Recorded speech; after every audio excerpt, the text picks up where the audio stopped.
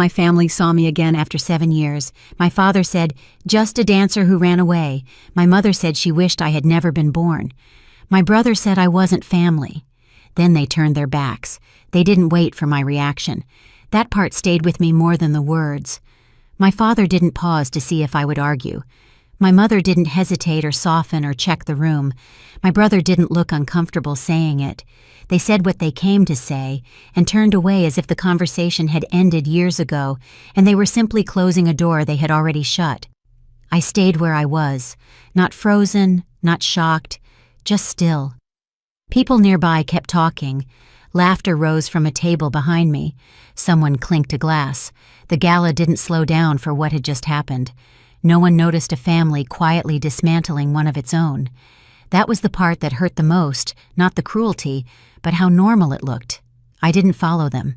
I let my mother walk away without calling her name. I let my father keep his word. I let my brother's verdict stand. Because at that moment, something became very clear. They hadn't come to reconnect. They hadn't come to reconcile. They hadn't even come out of curiosity. They came to confirm that I was still small enough to dismiss. When they were done, they walked away. I let them. The gala itself was everything it was supposed to be: polished, expensive, efficient.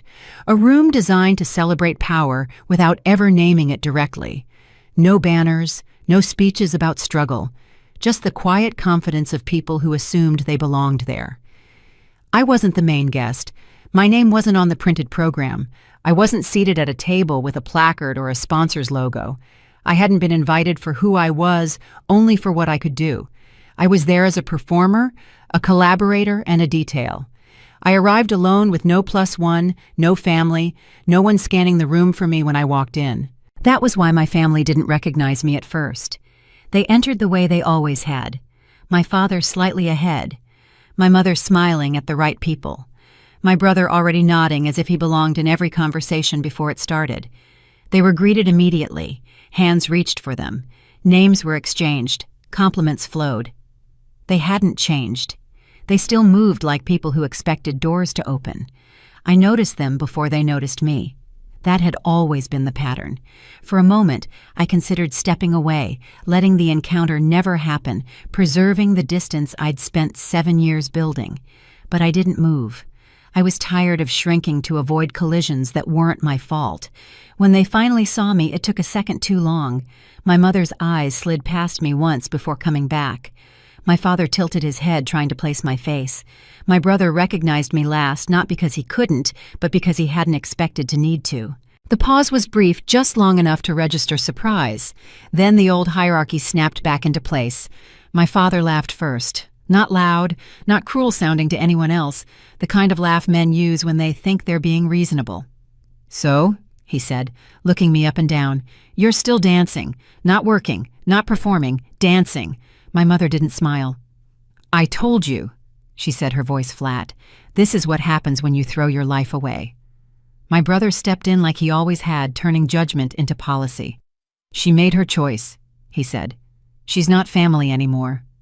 There it was, clean, final, approved. I didn't interrupt. I didn't defend myself. I didn't list credits or explain why I was there.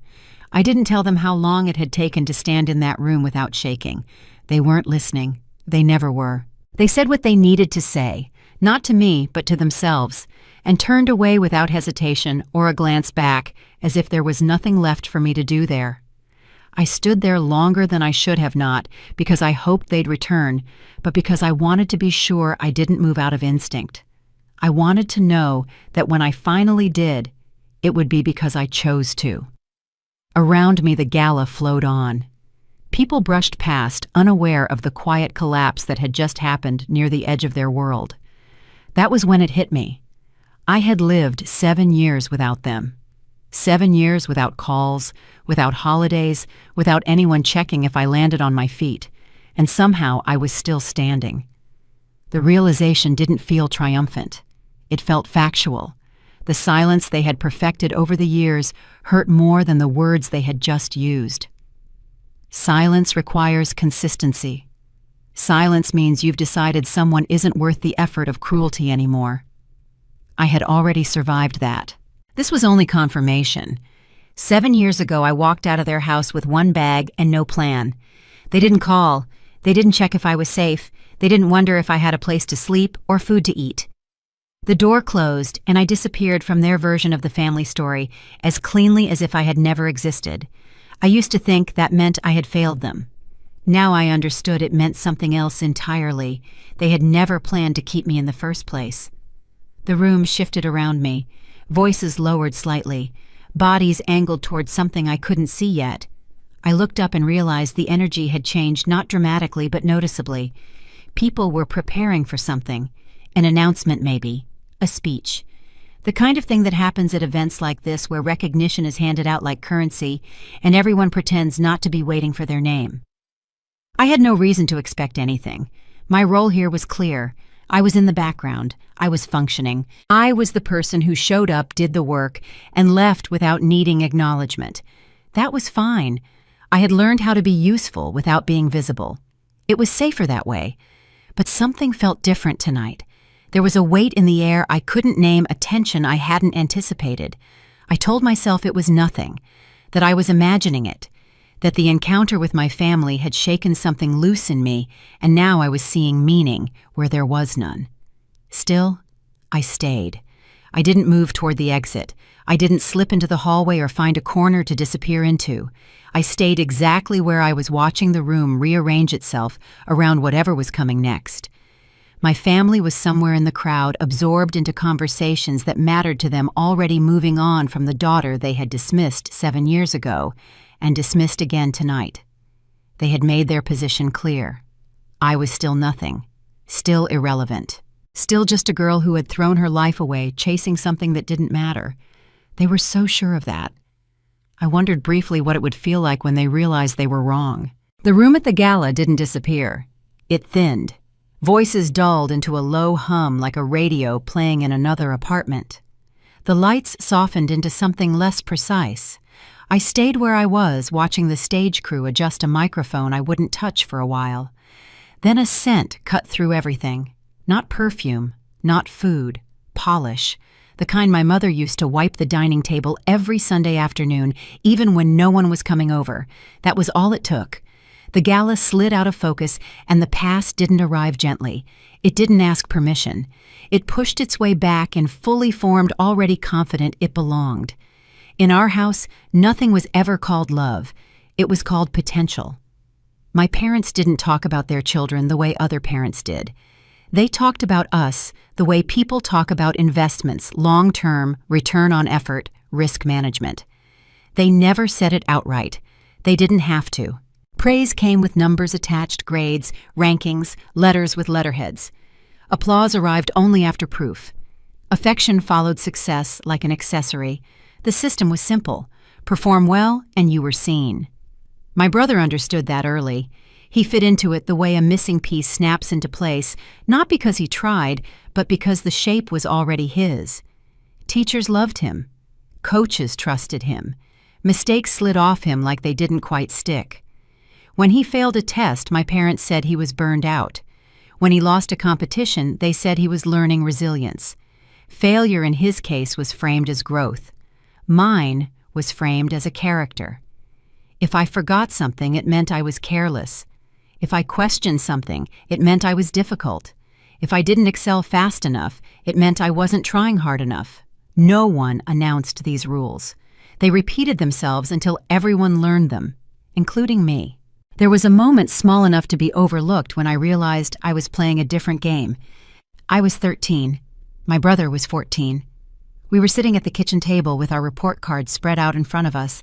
His grades were excellent. Mine were good, not perfect, but solid. My mother smiled at him first. She reached for mine second. Her smile paused. "Why isn't this higher?" she asked, tapping one subject with her finger. I opened my mouth to explain the teacher the curve, the extra credit I hadn't had time to finish, but my father cut in before I could finish the first sentence. "You always have a reason," he said.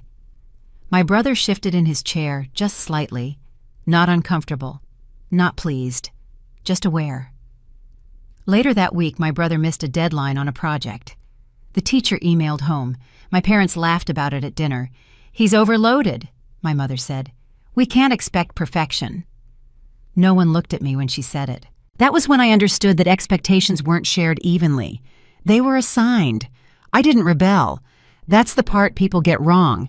I didn't slam doors or sneak out or announce dramatic ultimatums. I didn't even ask for special treatment. I asked questions, and in our family, questions were treated like challenges. My mother said I was being sensitive. My father said I was overthinking. My brother said, "They're just trying to help." He didn't say it unkindly. That was what made it worse. He learned how to translate the system for them, how to make exclusion sound reasonable, how to say the right thing so no one had to feel guilty. He became the gatekeeper without ever being asked. The label arrived during a family dinner when my aunt was visiting. Someone asked about me, what I liked, what I wanted to do. I hesitated before answering. "I like dancing," I said. "I've been taking classes after school." My mother laughed, not loudly, just enough. "Oh," she said, waving the hand, "she's the creative one." Everyone smiled. The conversation moved on. No one corrected it. No one added anything. No one asked follow-up questions. The words settled into place like a nameplate screwed onto a door. Creative, not serious, not reliable, not essential.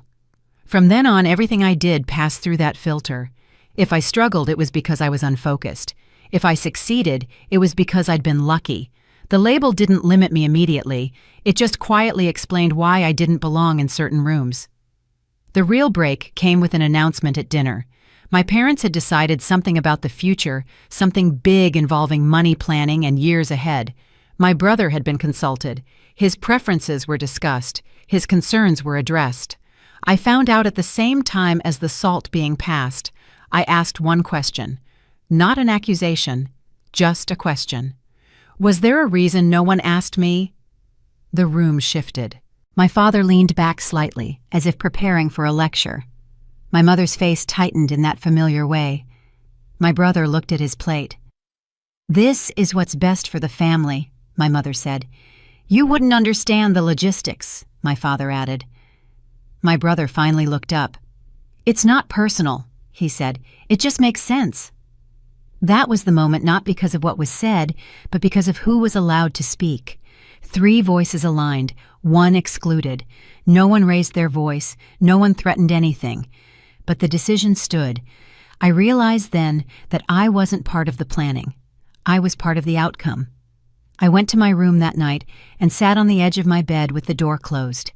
I didn't cry. I didn't throw anything. I didn't write in a journal or call a friend. I just sat there in the dark trying to understand what had just happened. It wasn't the decision itself that hurt. It was the fact that no one had considered me worth consulting, not even as a formality, not even as a courtesy. I had been erased from the process so completely that my absence hadn't even registered as unusual. I looked around my room. The trophies from dance competitions, my parents never attended the books I'd bought with my own money because no one asked what I was reading, the desk where I'd done homework alone every night while my brother got help downstairs. This room was mine, but the house wasn't. The family wasn't.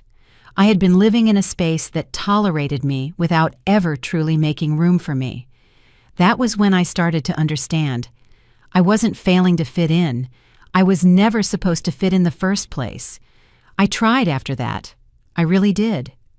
I adjusted my tone. I worked harder. I made myself smaller in conversations that weren't meant for me. I tried to anticipate expectations instead of questioning them. The more I complied, the less room there was for me. Silence became safer than explanation. Observation replaced participation. I learned when to nod, when to smile, when to excuse myself. From the outside, it looked like maturity. From the inside, it felt like erasure. Slowly, without anyone announcing it, my role solidified. My brother was the future. My parents were the architects, and I was the variable that needed managing. Back at the gala, the sound came rushing back in. Laughter sharpened. Music regained its shape.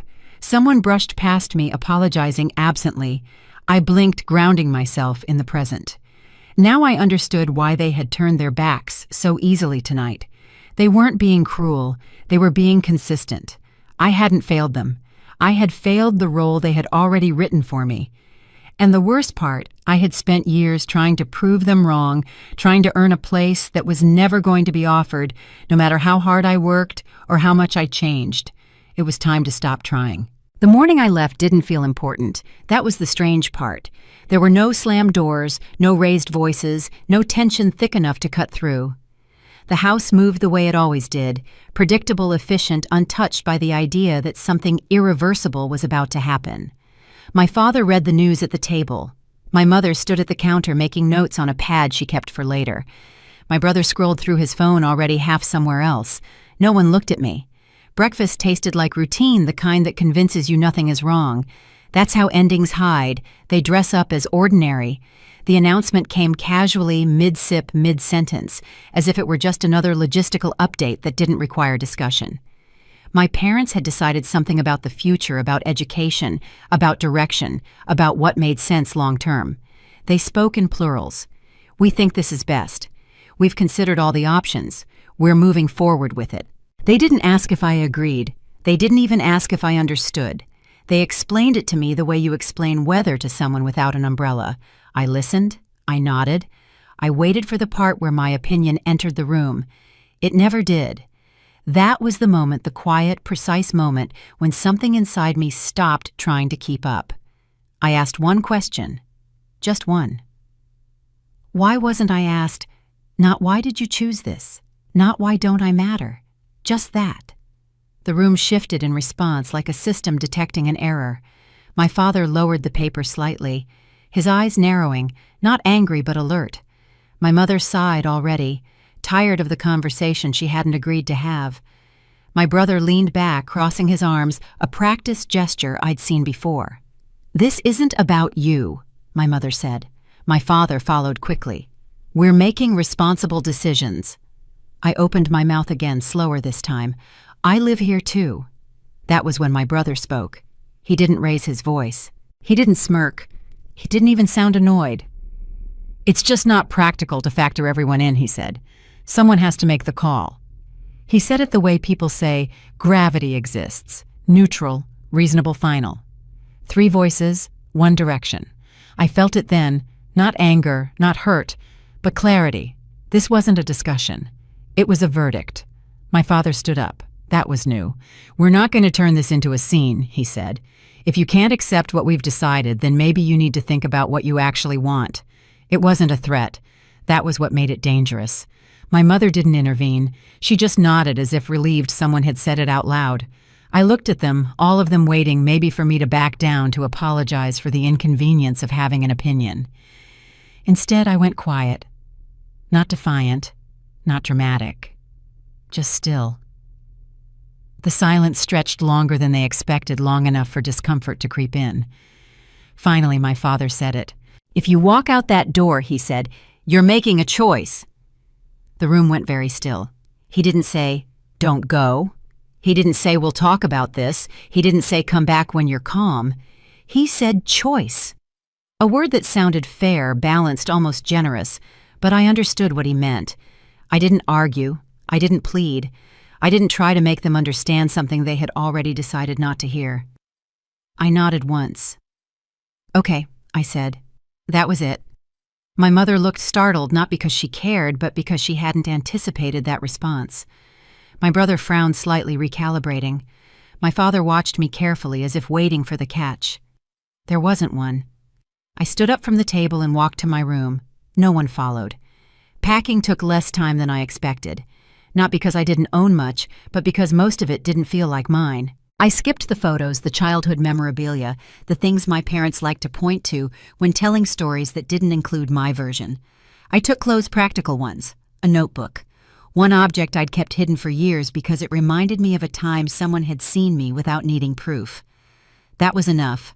I left the rest behind without ceremony. What I didn't take mattered more than what I did. The hallway felt longer than usual. Each step echoed with a quiet finality I didn't fully feel yet, but knew I would. My mother stood in the kitchen doorway, arms folded, not blocking my path, not offering help. My brother stayed seated, eyes down, safe in the system he knew how to survive. My father stood near the door. He opened it without being asked. That gesture almost undid me. Almost. He looked at me the way you look at someone who has made a decision you don't respect but won't interfere with. "You know where this leads," he said. I met his eyes. "So do you," I replied. That was the last sentence I ever said to him as his daughter. The door closed behind me with a sound too soft for something so permanent. No one called out. No footsteps followed. No second chances were offered. I stood outside for a moment longer than necessary, adjusting the weight of my bag, letting the air hit my face. I didn't feel brave. I didn't feel free. I felt accurate, like I'd finally aligned my actions with the truth I'd been carrying quietly for years. Walking away didn't feel like rebellion. It felt like refusal. Refusal to keep shrinking. Refusal to keep auditioning for a role that would never be mine. Refusal to disappear slowly under the guise of doing what's best. I didn't leave because I hated them. I left because staying meant disappearing. The first morning after I left didn't feel like a beginning. There was no sense of freedom, no relief, no dramatic awareness that my life had split into a before and an after. I woke up because my body did what it had always done, opened its eyes when the light changed. That was it. No one expected me to be anywhere. No one needed confirmation that I was awake. No one was waiting on a response. The day didn't start. It simply continued without checking whether I was ready. The room I was in wasn't temporary in the way people romanticize. It wasn't a stepping stone or a for now.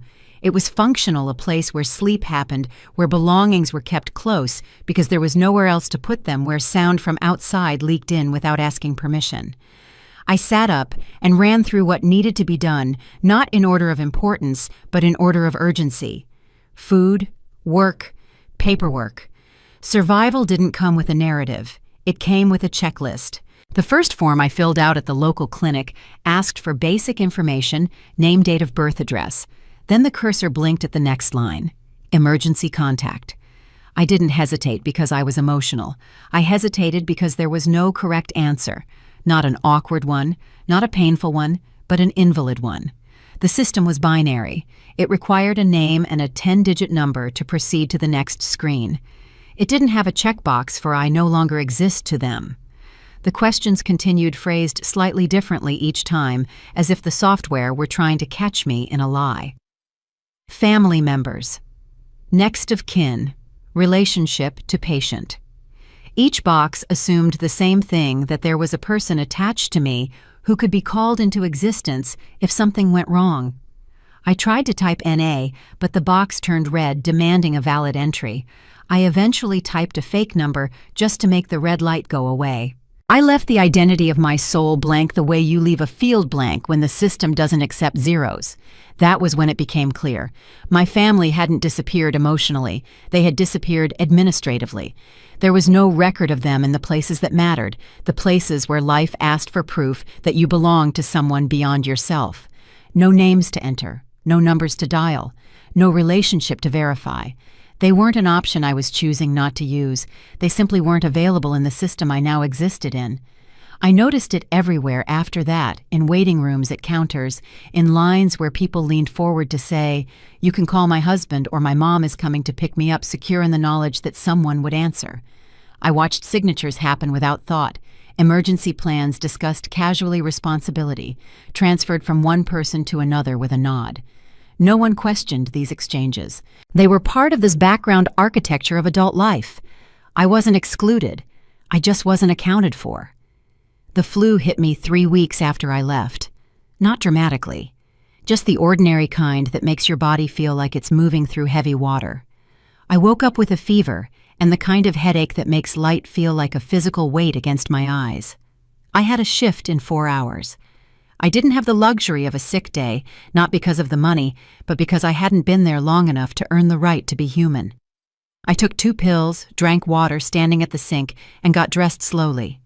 I had to time my movements.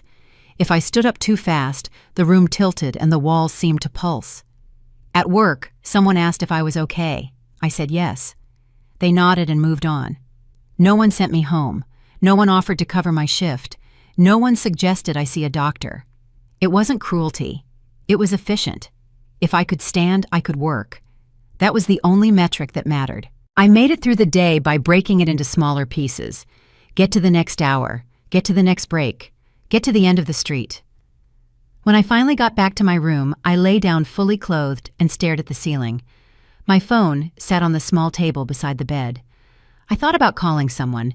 Not my family, I knew better than that. But someone, anyone, just to hear a voice that knew my name without me having to provide an ID number first. I didn't, because I couldn't think of who that person would be, and because even if I could, I didn't know what I would say. I'm sick, it didn't seem urgent enough. I need help. It didn't seem true enough. I was managing. I was functioning. I was doing what needed to be done. That was supposed to be enough. By morning, the fever had broken. I got up, went to work, and didn't mention it to anyone. That was when I understood. Being alone wasn't the right word. Alone implied absence of company. Erased implied absence of reference. No one disliked me. No one wished me harm. There simply wasn't a scenario where someone else was expected to step in on my behalf. The difference mattered. A month later, I needed to sign a lease.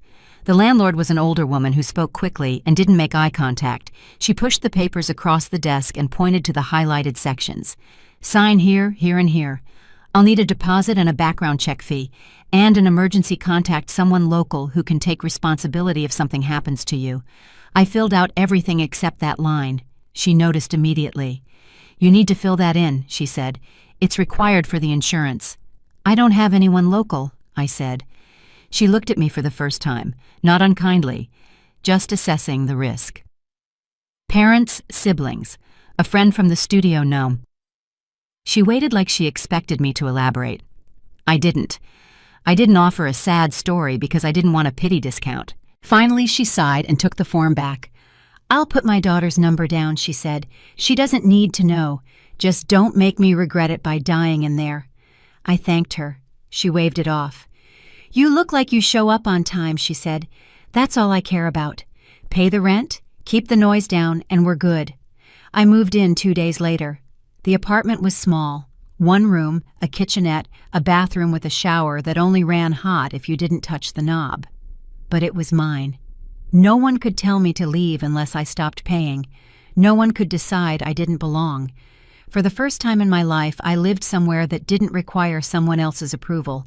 I didn't feel angry about any of it. Anger requires friction, something to push against. There was nothing there. No moment where I thought, how could they do this to me? No internal argument about fairness. Just a recalibration. I wasn't abandoned. I thought without emotion. I was removed. Life continued to function around that fact without pause. Shifts overlapped, tasks stacked, time compressed into blocks small enough to manage. I learned quickly which things couldn't wait and which could be ignored indefinitely. There was no room to sit with thoughts. Thinking was inefficient. Thinking didn't move anything forward.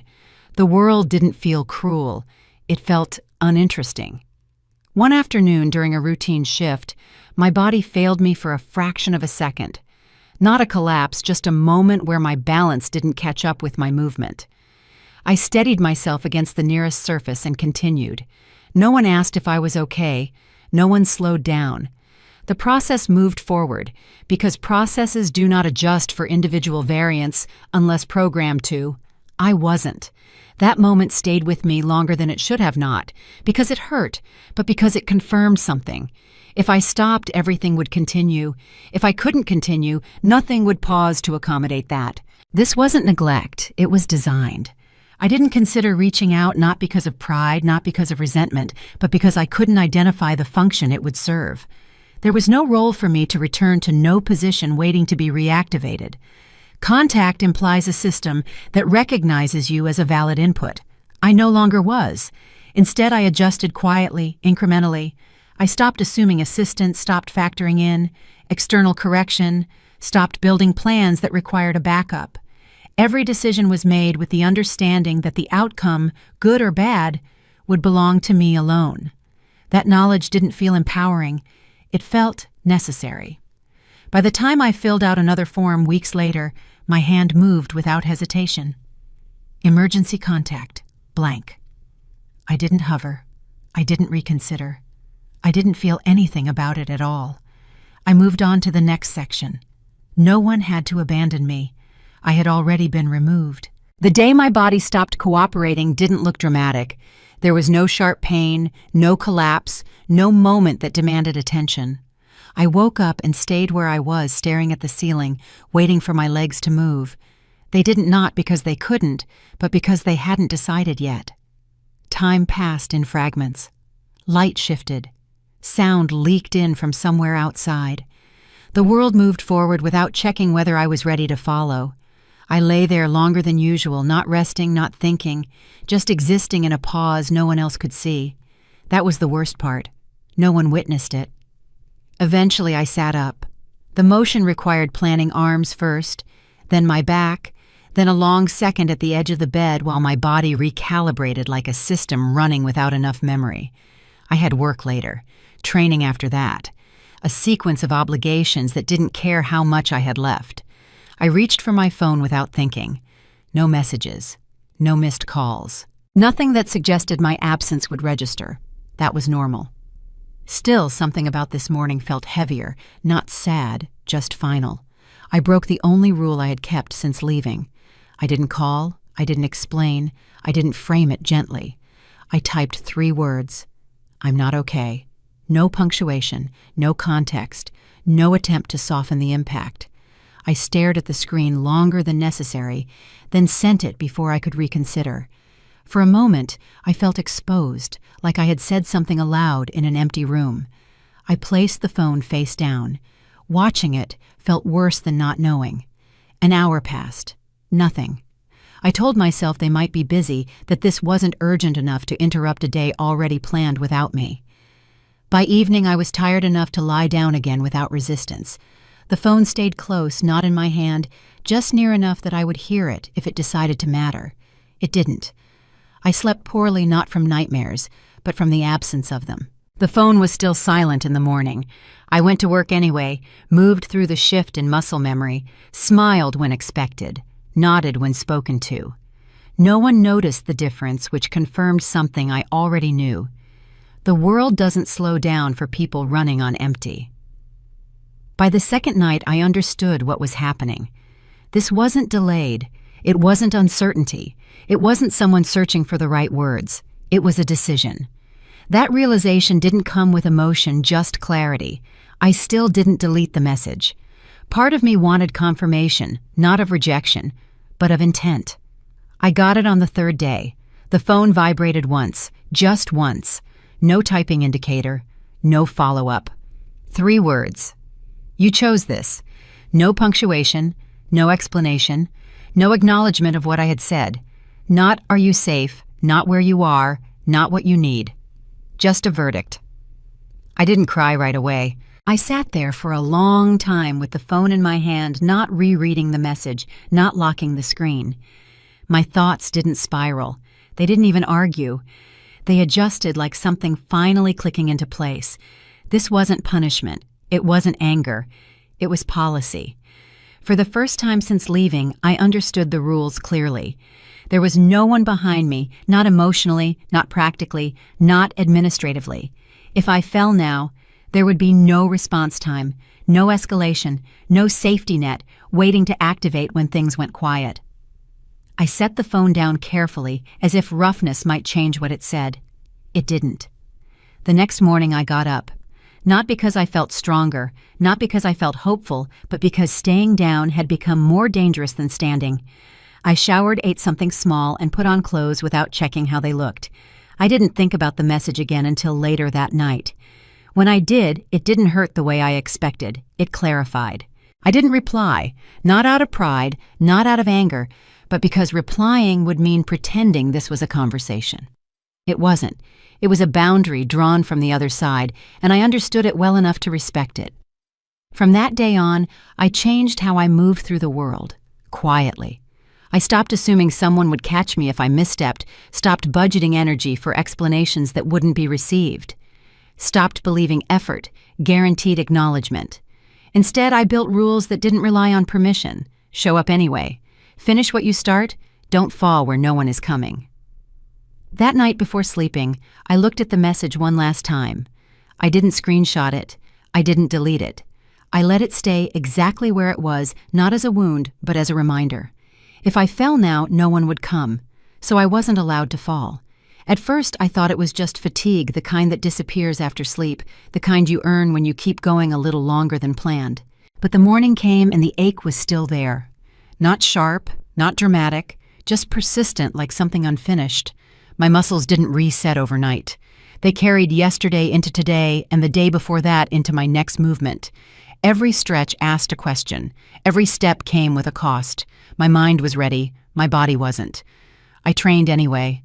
Not harder, not recklessly, just the way I always had, repeating what already existed in my routine, trusting muscle memory to do the thinking for me. There was nothing special about that session, no audience, no pressure to impress, no stakes I could point to, which is why it happened there. The mistake was small, a fraction of a second late, a landing just off its center. I heard a sound that didn't belong to the room. The pain came after. Not screaming, not cinematic, just immediate and undeniable. I tried to stand. My weight shifted wrong like the ground had moved without telling me. The signal didn't reach where it was supposed to go. My body had made a decision without consulting me. I sat down because standing wasn't an option anymore. Every attempt repeated the error.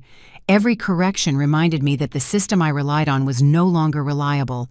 No one was there not to rush over, not to ask what happened, not to confirm that something had gone wrong. I waited until the floor stopped feeling unstable beneath me, then stood slowly testing each movement like it might refuse me again. The doctor didn't look surprised. He didn't ask how long I'd been pushing, didn't ask why stopping wasn't an option. He looked at the results, gave a diagnosis, and explained the timeline. Rest, time, caution. If not, the damage wouldn't heal the right way. It wasn't framed as a warning, just information. Permanent wasn't said dramatically. It was said clinically. I nodded. I always nodded. On the way out, I counted the steps to the door and made sure I didn't limp, not because I was hiding anything, but because I was adjusting. The choice didn't present itself as moral. It wasn't right versus wrong. It was safe versus still mine. If I stopped completely, I could preserve what remained. If I didn't, I risked losing more than I already had. But stopping meant waiting, and waiting meant drifting back into a space where nothing was guaranteed except being forgotten. I didn't choose recklessly. I chose narrowly. I wrapped the joint tighter, adjusted my pace, changed how I landed, modified movements until they fit around the injury instead of through it. Every day became an experiment. Some failed, others just hurt less. Pain stopped being a signal and became a parameter, something to manage, something to measure. I learned its patterns when it arrived, when it receded, how far I could go before it demanded attention again. No one applauded that adjustment. No one checked whether it was sustainable. The thought came one morning without warning. What if you stop? Not as fearful, as logic. What if you rest the way you were told? What if you protect what's left? The idea lingered longer than I expected. That was new. I still went to the studio not because I was confident, but because the alternative felt final. I didn't motivate myself, didn't promise this would pay off. I showed up and did what was possible. That became enough. At night, I handled my body the way you handle a task you can't outsource carefully, efficiently, without sentiment. I didn't call anyone. There was no one who could take this on for me. Lying there, I understood something clearly. If I stopped now, I would be safe. And if I stopped now, I would be done. I trained late because no one needed the room. That was the only reason. There was no schedule with my name on it, no slot I was expected to fill. The lights were already dimmed. Half of the mirrors covered the space, clearly in the process of forgetting itself for the night. I wasn't preparing for anything. I was reminding my body that it still knew how to move. The studio wasn't mine. It never had been. I used it when I was allowed to, after cleaning after hours when no one complained. There was no key with my name on it, no guarantee the door would be unlocked tomorrow. I stayed light on the floor, ready to leave if asked. That was how I existed there temporarily. My ankle was taped under my shoe. The joint still complained when I landed certain ways, still reminded me that I was working with borrowed time and diminishing returns. But I had learned how to move around it, how to distribute weight differently, how to finish sequences without letting anyone see where the pain lived. That adjustment had become automatic. I didn't think about it anymore. I just did it. I didn't know anyone was watching. That mattered. There was no shift in my routine, no instinct to impress. I didn't repeat the cleanest sequences or save the strongest movements for the end. I just kept going because that's what I did when no one was looking. I worked through a combination I'd been refining for weeks, not because anyone asked me to, but because leaving it unfinished felt worse than the ache in my legs. The sound came after I finished. A single clap, not loud, not enthusiastic, just enough to interrupt the silence. I turned more confused than startled. No one had ever applauded me when I danced for myself. He stood near the door, not blocking it, not leaning in, just present. Older, maybe mid-50s, dressed in a way that suggested money without announcing it. He didn't rush to speak, didn't fill the space with praise or introductions. That pause felt intentional, like he was giving me time to decide whether to run or stay. I stayed, mostly because I didn't know what else to do. "How long have you been training here?" he asked. His voice was calm, almost neutral, like he was asking about the weather. "A few months," I said. "After hours, when it's available. And before that, other places, wherever I could find space." He nodded slowly, like he was cataloging something. "You favor your left side when you land," he said. "Just slightly. Most people wouldn't notice, but you're compensating for something." I didn't confirm or deny it. I just waited. The questions he asked next weren't the ones I expected. He didn't ask what I wanted to become, didn't ask where I trained or who I trained with. He asked how long I practiced when no one was watching, who corrected me when there was no one to correct me, how I decided what to fix when feedback didn't exist. I answered honestly, because there was nothing to sell. "I record myself sometimes," I said. "On my phone. I watch it back and look for what doesn't match what I meant to do. Then I try again. And when you can't fix it, I adjust. I found a different way to get to the same place." He was quiet for a moment, watching me in that same assessing way. "You've been doing this alone for a while," he said. It wasn't a question. "Yes." "Why?" I didn't have a good answer for that. Or maybe I had too many. "Because stopping felt worse," I said finally. He smiled, then just barely, just enough to soften the edges of his face. "That's the only reason that matters," he said. He walked further into the room, not toward me, just away from the door. He moved like someone comfortable in spaces like this, like he'd spent enough time in studios to know where to stand without disrupting the air. "You do something most trained dancers forget," he said. "You finish sequences even when no one's counting. You don't stop at the hard part and start over. You push through and clean it up after. That tells me you're not performing for an audience, you're solving a problem." I didn't know what to say to that. No one had ever described my dancing that way before. "I'm putting together a project," he said. "High profile, international. It's not public yet, so I can't give you details. But I'm looking for people who know how to work when no one's watching. People who don't need applause to show up." He paused, letting that settle. "I'd like you to audition." The word caught me off guard. "Audition?" "More of an assessment," he said. "I need to see if you can do this under pressure with other people in the room when the stakes are real. If you can, there's a place for you. If you can't, at least you'll know." "Why me?" The question came out before I could stop it. He looked at me directly, then no hesitation, no politeness softening the truth. "Because I've been watching you for 3 weeks," he said. "I've seen you come in here after midnight work until your legs shake, then come back the next night and do it again. I've seen you tape that ankle and keep going. I've seen you miss steps and fix them without anyone telling you what went wrong. That's not talent, that's discipline, and discipline is harder to teach." 3 weeks. He'd been watching for 3 weeks, and I hadn't known. The thought should have unsettled me, but it didn't. It clarified something. This wasn't random. This wasn't luck. This was someone who had decided I was worth the effort of observation. When he told me who he was, it wasn't dramatic. No resume, no credentials. Just a name I'd heard before in passing. Someone connected to brands, to campaigns, to projects that moved through the industry without needing to announce themselves. The kind of person whose calls got answered. "There's a gala coming up," he said. "In a few weeks. It's not the project I mentioned, but it's adjacent. I'll need people there who can perform under scrutiny. If you're interested, I'll send you the details." He didn't wait for me to agree. He just assumed I would. And maybe that assumption mattered more than anything else he'd said. He saw me as someone who would say yes, not out of desperation, but out of capability. "One more thing," he said, already turning toward the door. "When you get there, don't try to fit in. Don't try to impress anyone. Just do what you do when you think no one's watching. That's what I'm paying for." He left before I could respond. The door closed quietly behind him, and the studio returned to its previous state, quiet, borrowed, temporary. But something had shifted, not in the room, in me. I stood there for a long time after he was gone, replaying the conversation, testing it for cracks, for conditions I'd missed, for warnings I should have heard. There weren't any, or if there were, I couldn't see them yet. I walked out into the night without relief, without certainty, just aware that someone had noticed I was still here, and that might cost more than I understood yet.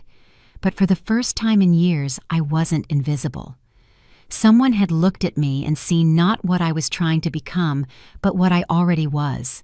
And somehow, that was enough to make me believe I could survive whatever came next. I wasn't early, I wasn't late. I arrived at the exact time written in the message, which already told me something important. This wasn't about me. The room was bigger than the ones I was used to. Not warmer, not more welcoming, just more efficient. Mirrors everywhere, music already cued people, stretching without looking around to see who else was there. No one introduced me. No one needed to. I wasn't special enough to require context. There were others more than I expected, younger mostly.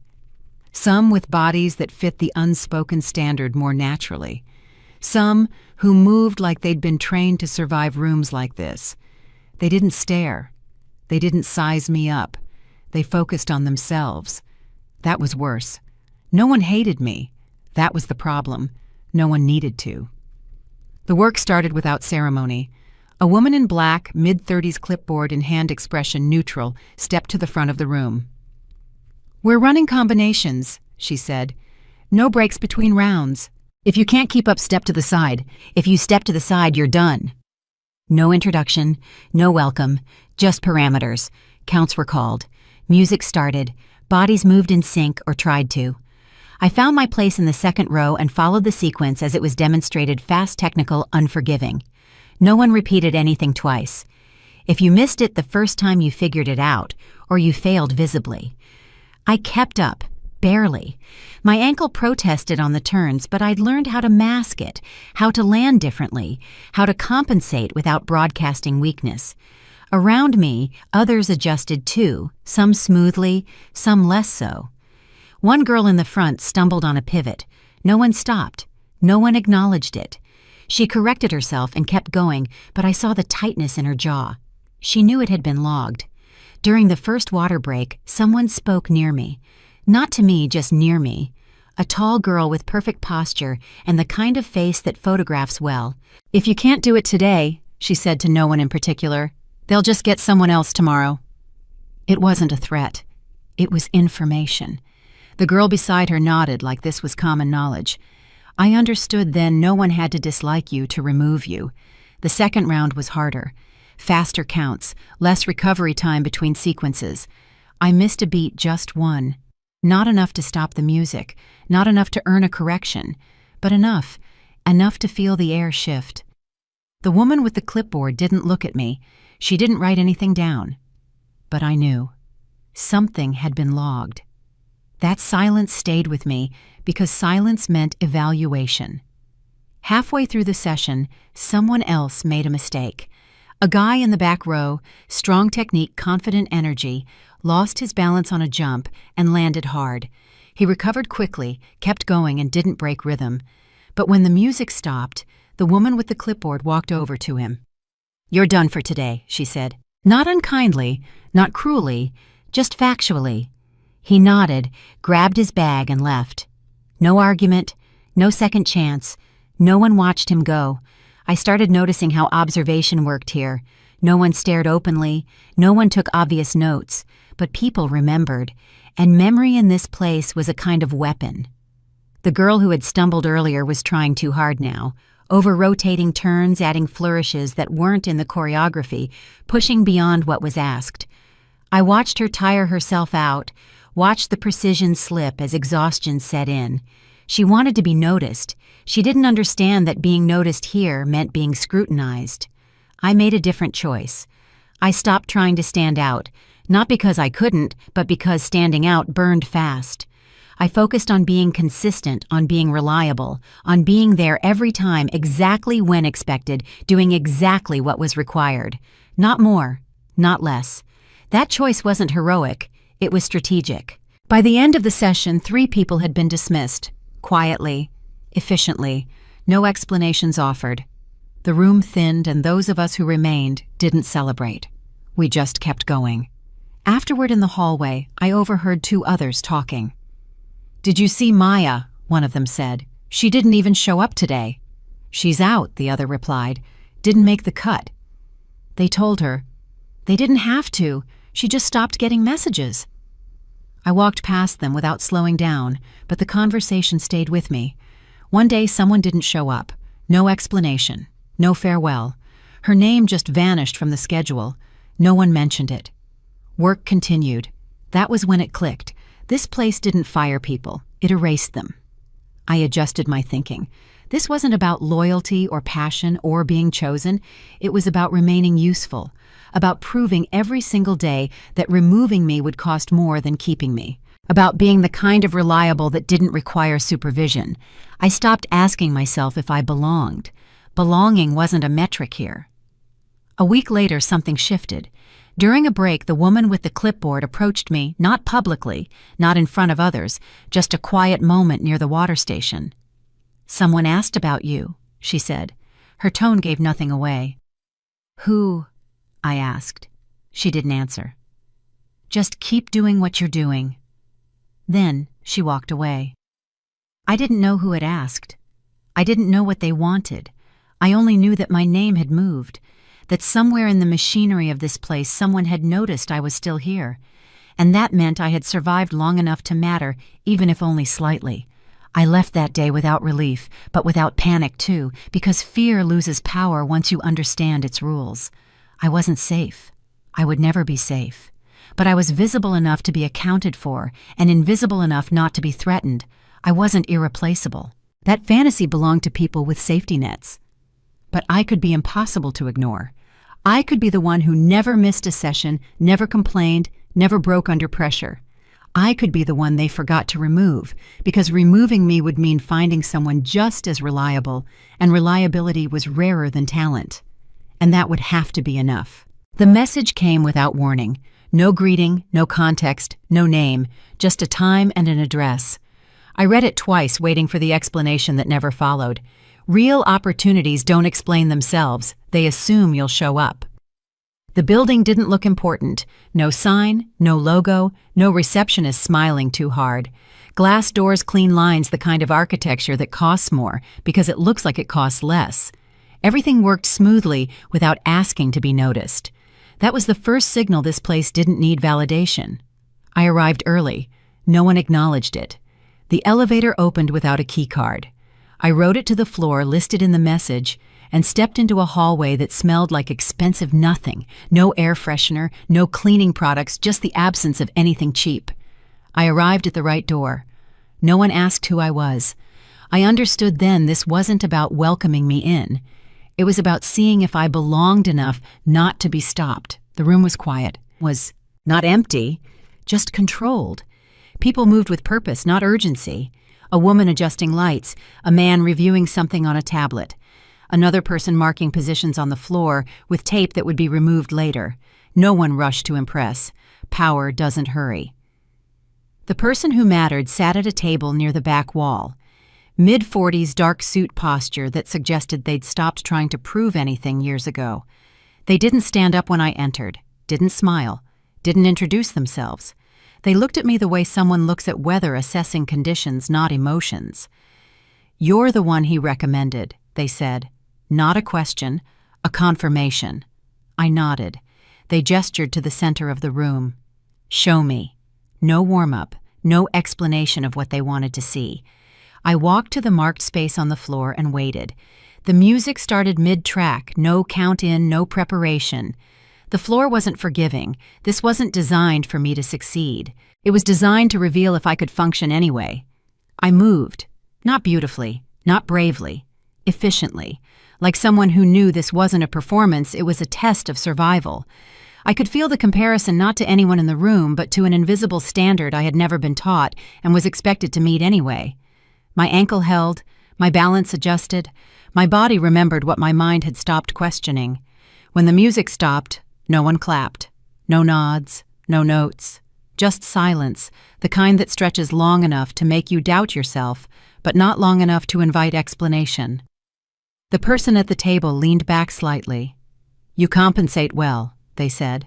"Most people hide injuries. You integrate them." I didn't know if that was a compliment or an observation. I didn't respond. "Can you do that under pressure?" they asked. "In front of people who matter, when there's no second take?" "Yes." They watched me for a moment longer, then nodded once. "You'll be needed for an event, high profile, public. You won't be the focus, but you'll be visible. Can you handle that?" "What's the event?" "A gala, luxury brand launch, international audience. You'll be part of the presentation movement atmosphere, visual storytelling. You'll rehearse with the team starting next week. If you can't commit fully, say so now." I thought about my schedule, my shifts, the room I was renting, the carefully balanced precarity of my life. None of it mattered. This was the door. You either walked through or you didn't. "I can commit," I said. "Good." They stood then, signaling the end of the conversation. "Someone will send you details. Don't be late. Don't miss rehearsals. Don't assume anything is optional." I nodded and turned to leave. "One more thing," they said. I stopped. "He doesn't recommend people often. Don't make him regret it." I walked out of that building with the same bag I'd walked in with, but something had changed. Not in what I carried, in what I was carrying toward. My schedule changed overnight. Earlier mornings, later nights, rehearsals that didn't care if I was tired, if my body hurt, if I had other obligations. I quit 2 shifts, rearranged the rest. I stopped sleeping as much, stopped eating as well. I didn't call anyone. There was no one to celebrate with. And nothing to celebrate. Being chosen at this level wasn't a reward.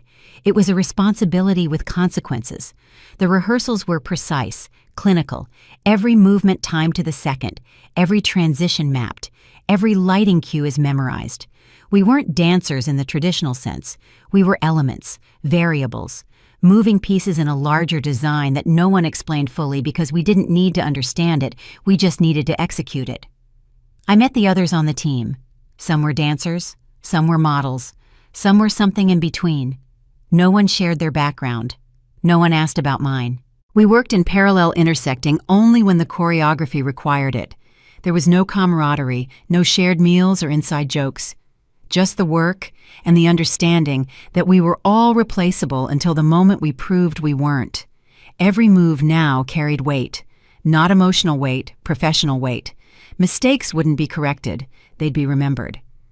I learned quickly, being inside didn't mean being safe. It meant being visible.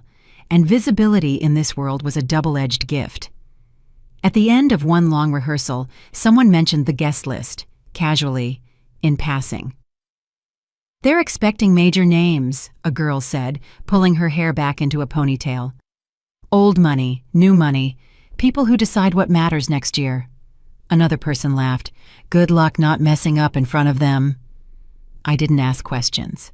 I didn't need to. I already knew what that meant. This wasn't just a performance, it was a threshold.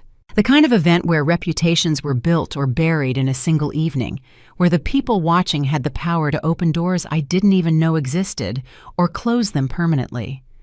I walked home that night thinking about doors, the ones I'd been pushed through, the ones I'd walked away from, the ones that had closed behind me without warning. And now this one, unmarked, unannounced, already shutting before I'd fully stepped inside. Some doors don't have signs. They don't announce what waits on the other side. They just close behind you and remove the option of hiding. I didn't know who would be watching. I didn't know if my family would be there in that room, in that audience, witnessing the moment I stopped being invisible. But I knew there would be no place to hide. And for the first time in 7 years, I wasn't sure I wanted to. I didn't arrive the way people arrive when they belong somewhere. No one checked my name at the entrance. No one introduced me as anyone worth remembering. I wasn't a guest of honor, not even a guest in the traditional sense. I was part of the program, a moving piece, something scheduled, not celebrated. I walked into the gala knowing exactly where I stood present, but unacknowledged. The room was full of people who knew how to be seen. I knew how to stay still. The space itself was impressive, in the way money prefers quiet, expensive, intentionally effortless. Conversations moved smoothly. Laughter landed at the right volume. Glasses were refilled before anyone noticed they were empty. This was a room designed to reward familiarity. I wasn't unfamiliar with spaces like this, but I hadn't been welcomed into one in 7 years. I had performed earlier part of the opening presentation movement, woven into the brand, reveal my body used to create atmosphere the way lighting or music might be used. It had gone smoothly. No mistakes, no stumbles. I had done what I was paid to do, then stepped back into the margins where people like me were supposed to wait. Now I was just another body in the room, indistinguishable from the servers, except that I wasn't carrying a tray. I noticed my family before they noticed me. They always entered rooms like they expected the architecture to adjust around them. My father moved with a calculated confidence, his hand extended to people who clearly mattered. My mother smiled in that controlled, practiced way that suggested status without the burden of warmth. My brother followed half a step behind, already comfortable in the role he'd been trained for, observant, agreeable, perfectly aligned. They didn't look for me. They had no reason to. In their version of reality, I was a closed chapter. I watched them from across the room, not hiding, just observing. They belonged. People turned toward them, leaned in, laughed at their cues. They were still standing on the side of the world that opens doors automatically.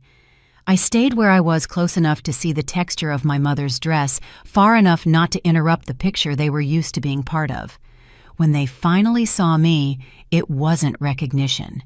It was a glitch in their evening. My mother's eyes slid past me once, then snapped back. My father tilted his head the way you do when you're trying to identify a minor stain on a carpet. My brother recognized me last, and his expression remained a flat, neutral mask. They approached. I didn't move. I didn't prepare a speech. I just stood my ground. My father spoke first, his tone light, almost amused. "So," he said, looking me up and down as if checking for dust, "you're still dancing." The words still carried all the weight he intended. It implied I was stagnant. It implied I was still chasing a girl's dream while the rest of them were building an empire. "I am," I said. My voice was steady, which seemed to irritate him. My mother's smile didn't reach her eyes. It never did. "I'm genuinely surprised the organizers didn't check the credentials more thoroughly," she said, her voice a soft, polite blade. "Events of this caliber usually have a filter for the background talent. It's a bit distracting seeing you here like this." "I was invited to be here, Mother," I replied. She didn't flinch at the word mother. She just looked past my shoulder. To do what exactly? Provide the creative atmosphere. "It's a pity. You could have been sitting at the main table if you'd just listened 7 years ago. Instead, you're standing in the shadows with the help." My brother stepped forward, his hands in his pockets. He didn't look angry. He looked disappointed, which was his favorite way to exert power. "Look, Mia, you made your choice. You walked out and chose a life of art over this family. You can't just haunt these rooms and expect a seat at the table. It's embarrassing for everyone involved." "I'm not expecting a seat," I said. "I'm just standing in a room I earned my way into." My father laughed, a short, dry sound. "Earned, you're a detail, Mia. A backdrop. Don't confuse being used for being invited. They needed a body to move on a stage and you were available. That's the extent of your success." He leaned in slightly, his voice dropping to a whisper. "Now do us a favor. Don't make a scene. We have people to meet who actually matter." My mother adjusted her shawl, her face hardening into the expression she used when dismissively tipping a waiter. "We should go, Arthur. I don't want the Millers to see us talking to the performers. It's hard enough to explain why our daughter is a runaway. I don't want to explain why she's lingering near us like a ghost." My brother was the last to speak. He looked at me with a cold, clear-eyed finality. "You don't belong in this room, Mia. You're just a dancer who ran away. Don't forget that when the lights go down." They turned away then. Not dramatically, not with a flourish, but with the quiet, devastating efficiency of people closing a book they've finished reading. They walked back into the crowd, merging perfectly with the sea of silk and tailored wool. I didn't follow. I didn't call out. I stayed exactly where I was, letting the air they'd occupied settle back into place. No one nearby noticed the dismantling that had just happened. The gala didn't slow down. Someone clinked a glass. A laugh rose from a nearby table. That was the part that hit me, how normal the cruelty looked.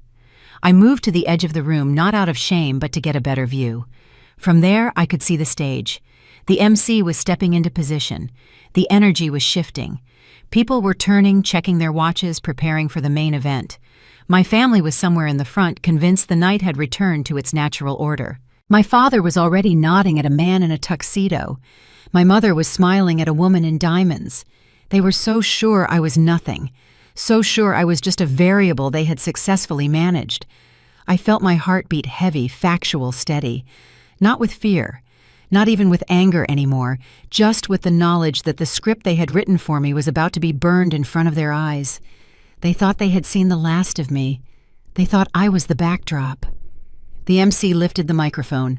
I took a breath and waited for my name to change everything. The room was ready before anyone realized what they were ready for. Conversations, softened bodies angled toward the stage. Attention gathered the way it always does when people expect something important to happen. There was nothing unusual about that moment. No warning, no tension anyone could name, just the familiar anticipation of recognition being handed to someone else. I stood where I had been standing, slightly off to the side, close enough to hear clearly, far enough not to be noticed. My family had already moved on. In their minds, the night was complete. Whatever they needed to say to me had been said, and whatever version of me they carried had been put back where it belonged. Then the person holding the microphone stepped forward. I recognized him immediately. The man from the studio, the one who had watched me practice for 3 weeks before saying a single word. He moved with the same quiet authority he'd had that night. No performance, no pretense, just the certainty of someone who knew his presence was enough. There was no dramatic introduction, no list of credentials meant to impress the room. He didn't need one. The shift was immediate and instinctive. People straightened without realizing they were doing it. Conversation stopped entirely. This wasn't the kind of attention that asks for permission. It arrives and takes its place. When he spoke, his voice didn't carry excitement or warmth. It carried certainty. "I don't believe in potential," he began. "Potential is what we call talent that hasn't proven itself yet. It's a placeholder, a promise, and promises are easy to make." He paused, letting the room settle into the silence. "What I believe in is discipline. The kind that shows up when no one is counting. The kind that continues when applause isn't guaranteed. The kind that most people mistake for stubbornness until it becomes undeniable." I felt my pulse slow, not from calm, but from the strange suspension that happens when you realize something irreversible is unfolding. He didn't talk about legacy. He didn't mention families, backgrounds, sacrifices, or journeys. He spoke about work, about consistency when no one is watching, about choosing people not for how well they present themselves in rooms like this, but for what they've proven when no one bothered to look. The words were calm, almost understated, but the effect was surgical. The room leaned in, not emotionally but instinctively, as if something valuable was being revealed. "Tonight," he continued, "we're announcing a partnership that represents more than a business decision. It represents a commitment to excellence that doesn't require validation, it simply exists. And the person we've chosen to embody that standard is someone most of you have already seen tonight, though I suspect many of you didn't notice." Then he said my name. Clearly, once, without emphasis, without hesitation. "Mia Hartwell." For a fraction of a second, nothing happened, not because people hadn't heard it, but because they were recalibrating. Eyes moved, faces shifted. Someone near the stage turned around, first scanning the room, then another, then several more. The energy didn't explode. It was redirected. Attention snapped from the stage to the crowd, searching, connecting, reassigning importance in real time. I felt it before I saw it, the way space opens when a room decides you matter. People stepped aside without meaning to. Someone whispered my name to confirm it was real. Another person looked down at their phone, already cross-checking. The same body that had been invisible minutes earlier was now being located, oriented, repositioned. Across the room, my family froze. My father stopped mid-step, his posture stiffening as understanding caught up to sound. The glass in his hand tilted slightly, forgotten. My mother turned slowly, her expression tightening eyes, searching for context that no longer existed. Her smile, the practiced, controlled one she wore in rooms like this, dissolved into something sharper. Confusion, then recognition, then something I couldn't name. My brother didn't move at all. He simply stared, as if still expecting the room to correct itself to restore the version of events he was more comfortable with. It didn't. I watched them process it. I watched my father's face shift from confusion to comprehension to something that looked almost like betrayal, as if I had broken an unspoken rule by succeeding without their permission. I watched my mother's jaw tighten, her hands clasping together in front of her, a gesture I recognized from childhood. It meant she was recalculating. I watched my brother blink slowly, like someone trying to wake up from a dream that refused to end. I didn't rush forward. I didn't smile. I didn't look at them. I moved when it made sense to move, when the path toward the stage was already clear, when stepping forward felt like the natural continuation of what had already been decided without me.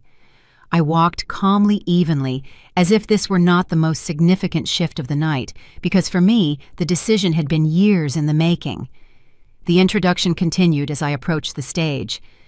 "Mia will serve as the global brand ambassador for our new collection," he said.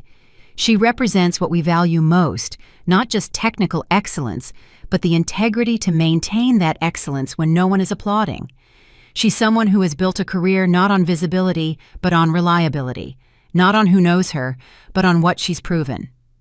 He extended a hand as I reached the stage. I took it. The handshake was brief, professional, but the look he gave me said something else. "You earned this. Don't forget that." Titles were mentioned, responsibilities outlined. The role I was being given was named without embellishment: ambassador. The word hung in the air with weight I hadn't assigned to it. A partnership with one of the most prestigious luxury brands in the world. Not a performance, not a temporary contract. A face, a voice, a representation of excellence that extended far beyond one evening. No one spoke about my family. No one referenced where I came from. Nothing in the official narrative required their existence. That was the part they hadn't anticipated. They had spent my entire life constructing a story where I was the failed variable, the one who chose wrong, the daughter who didn't matter. And now, in front of everyone who mattered to them, that story had been overwritten, not with confrontation, not with explanation, but with simple, undeniable fact. Behind me, I could feel the room reorganizing itself.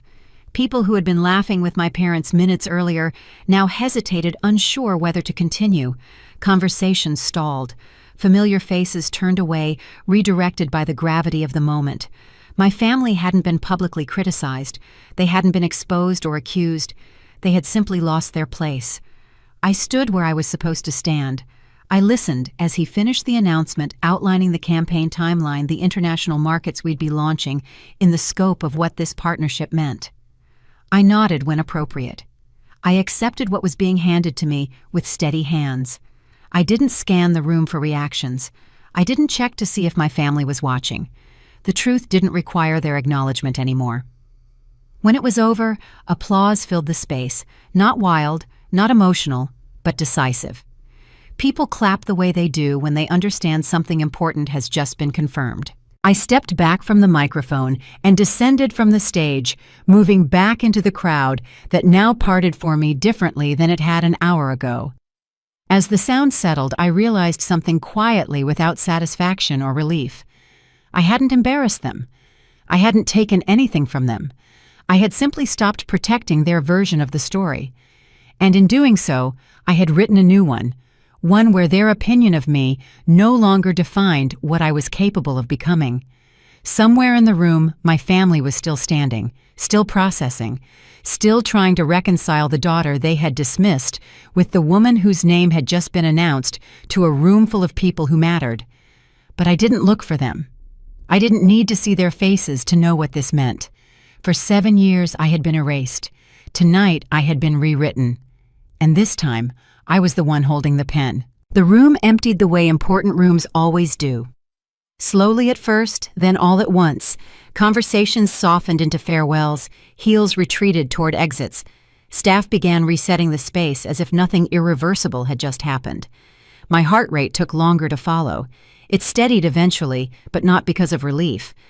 Winning publicly doesn't come with a matching sense of peace. It just leaves you alone with the truth, sooner than you expected. I didn't leave immediately. I stood near the edge of the room, watching the space transform from event back to emptiness. The stage lights dimmed. The chairs were stacked. The microphone that had spoken my name was already being packed away. In an hour, there would be no evidence that anything significant had happened here. But the people who witnessed it would remember. That was the part that mattered. My phone lit up before I reached the door. Messages stacked themselves without urgency. Congratulations that sounded practiced. Invitations framed as curiosity opportunities dressed as casual interest. I read them in the quiet between steps, then put the phone away. None of it felt unreal. None of it felt like a miracle.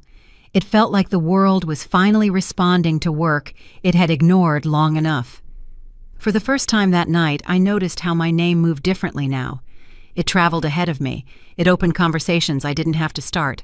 People spoke it carefully as if the sound itself carried weight. A woman I'd never met stopped me near the exit. "That was remarkable," she said. Not the announcement, the fact that I'd stayed composed. Most people would have cried or made a speech. You just stood there like you'd been expecting it all along. I had been, I said. Not expecting this exact moment, but expecting that work eventually reveals itself. That invisibility, when sustained long enough, becomes its own kind of presence. She handed me her card. "Call me if you ever want to talk about what comes next." I took it not because I needed it, but because I understood what she was really saying. You're not alone anymore, whether you want that or not. My family existed somewhere outside the frame, not absent, just irrelevant. I didn't see them leave. I didn't look for them in the thinning crowd. No one asked me how they were. No one leaned in to whisper questions about what had happened between us. The room had already decided whose story mattered, and theirs no longer required maintenance. That was the quietest consequence of all, not humiliation, not confrontation, but the slow loss of narrative power. Revenge doesn't always look like fire. Sometimes it looks like silence that sticks. I walked home that night instead of taking a car. The city was loud in the way cities are after midnight, alive, indifferent, continuing without permission. I needed the noise. I needed the movement. I needed to feel my body doing something ordinary after a night that had redefined everything. When I finally reached my apartment, the small one-room place with the shower that only ran hot if you didn't touch the knob, I sat on the edge of my bed and let the night catch up to me. Not the triumph, not the validation, the exhaustion. I had been holding my body in a specific shape for hours, and now that I was alone, I could let it collapse. I didn't cry. I didn't feel victorious. I felt it was accurate, like I had finally aligned what I knew about myself with what the world was willing to see. That alignment didn't erase the 7 years I'd spent invisible. It didn't undo the nights I'd gone to bed wondering if I'd made the wrong choice by leaving. It didn't rewrite the loneliness or the fear or the moments when my body failed and no one was there to catch me. But it confirmed something I'd needed confirmed. I hadn't been wrong. I had just been early. 3 days later, the attempt arrived. Not a call they wouldn't risk my voice, my tone, my ability to respond in real time. A text message from my mother. "We saw you at the gala. We'd like to talk. It's been too long. Maybe we can meet for coffee." I read it twice, then a third time. The words were careful, measured, scrubbed clean of any acknowledgement of what had actually happened. No apology for what they'd said to me that night. No recognition of the 7 years of silence. No mention of the fact that they'd only reached out after my name had been announced in a room full of people who mattered to them. Timing is a language, and this one spoke fluently. Nothing about them had changed. Only my circumstances had. I sat with the idea longer than I expected, not because I wanted to reopen anything, but because I wanted to understand my own hesitation. Part of me, the part that still remembered being 13 and wanting my mother to smile at my report card, the way she smiled at my brothers, wanted to say yes. Wanted to believe that reconciliation was possible, that families could heal that time, and distance could soften the edges of what had been broken. But another part of me, the part that had survived without them, knew better. Forgiveness, I realized, isn't a single action. It's a question you ask yourself when you finally have room to ask it honestly. What would this give me, and what would it take away? Healing isn't guaranteed by access, and closure isn't owed to people who only seek it when you become legible to the world. I answered once, briefly, kindly, firmly. I appreciate you reaching out, but I'm not ready for that. I need more time. I hope you understand. But, I didn't say what I was really thinking. That more time was a kindness I didn't owe them. That I might never be ready. That their version of reconciliation coffee small talk, pretending the past didn't happen, wasn't something I was interested in performing. The sentence didn't carry anger. It didn't need to. Distance had already done the work anger used to do for me. My mother didn't reply. My father didn't reach out separately. My brother stayed silent. That told me everything I needed to know. They hadn't been looking for reconnection. They'd been looking for rehabilitation, a way to reinsert themselves into a narrative that now included me as someone worth knowing, when I didn't offer that they moved on. Again. Life didn't become lighter after that. It became heavier in different ways, more responsibility, fewer excuses, pressure without sympathy, and expectations that didn't bend. The campaign launched. My face appeared in airports, on billboards, and magazines I used to walk past without being able to afford. People recognized me in places I'd once been invisible. The work intensified. The stakes rose. There were moments when I missed the simplicity of being no one, when the weight of being seen felt more suffocating than the years I'd spent unseen. But the weight felt chosen, earned, honest. I knew what it cost because I had already paid it.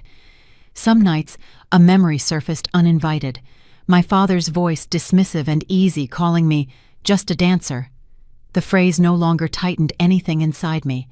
It arrived the way old weather does, recognizable, harmless, incapable of changing what stands now. That was how I knew something fundamental had healed. Pain doesn't announce its departure. It just stops demanding your attention. One evening, 6 months after the gala, I returned to the studio where it had all started, the one I'd used after hours when no one needed the room. The door was unlocked. The lights were dim. I stepped inside and stood in the center of the floor, the same spot where I'd been standing the night he first saw me. I didn't dance.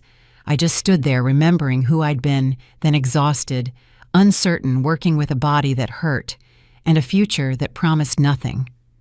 I remembered the girl who had kept going, not because she believed she'd succeed, but because stopping felt worse. I wasn't that girl anymore, but I hadn't abandoned her either. She was still there in every movement I made, in every choice I defended, in every moment I refused to shrink. She had carried me here, and I owed her the dignity of remembering that. I don't believe in neat endings. I believe in decisions that hold. I didn't take anything back from my family. I didn't rewrite the past. I didn't win an argument that had once felt endless. I stepped out of it. There's a difference.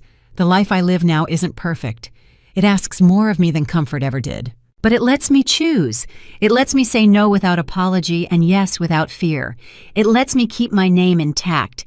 I didn't win against anyone. I just didn't lose myself. And if you're still listening, maybe it's because some version of this story touched something familiar. Maybe you've been told you weren't enough, or that what you loved was just a phase, or that your place in a room depended on how useful you were to someone else. If that's true, I want to know what you did next. What happens when the people closest to you stop seeing you? If this story stayed with you, leave a comment. And if you want more stories like this, you already know what to do.